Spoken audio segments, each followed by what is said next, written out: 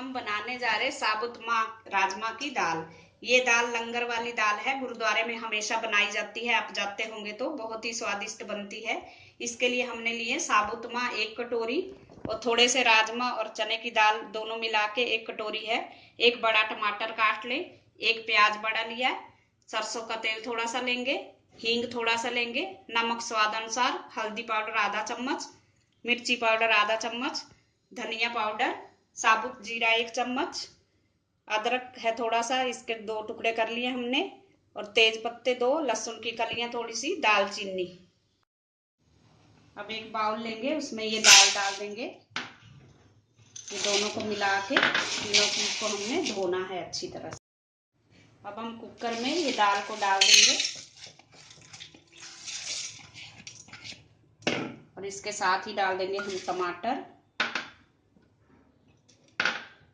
प्याज और लहसुन अदरक का हमने पेस्ट बना लिया, इसको हल्का दरदरा कूट ले, इसको भी डाल देंगे। तेज पत्ता, दालचीनी का टुकड़ा, हल्दी पाउडर और नमक स्वाद अनुसार और थोड़ा सा हींग डालेंगे। अब इसमें डालेंगे पानी, थोड़ा सा सरसों का तेल डाल देंगे।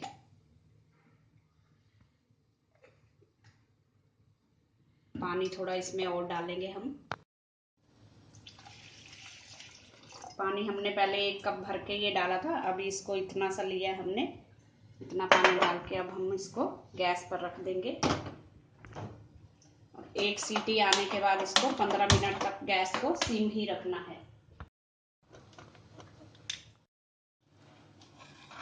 ये दाल हमारी पक चुकी है अच्छी तरह से। हमने 1 विसल आने के बाद 20 मिनट तक गैस को सिम किया था और कुकर को प्रेशराइज होने दिया। प्रेशर ना निकालें इसका, अपने आप ही निकलने दे। अगर फिर आपको थोड़ा ये गाढ़ी लगे तो आप इसमें पानी डाल सकते हो। ये हमारी दाल ठीक है, हम पानी नहीं डालेंगे। अगर आप पतली खाना चाहते हो तो इसमें पानी डाल के उबाल सकते हो। अब गैस पर तड़के के लिए पैन चढ़ाएंगे, उसमें हम थोड़ा सा तेल डालेंगे। तेल थोड़ा ही डालेंगे क्योंकि हमने पहले भी तेल डाला हुआ दाल में। तेल गर्म हो जाए तो इसमें डालेंगे हम जीरा, मिर्ची पाउडर, धनिया पाउडर,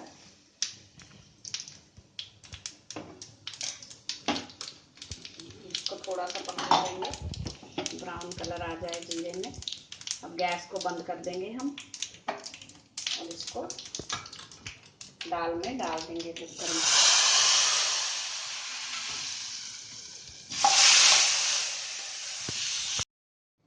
दाल को हमने बाउल में निकाल लिया। अब ऊपर से हम थोड़ा सा हरा धनिया डाल देंगे गार्निश के लिए।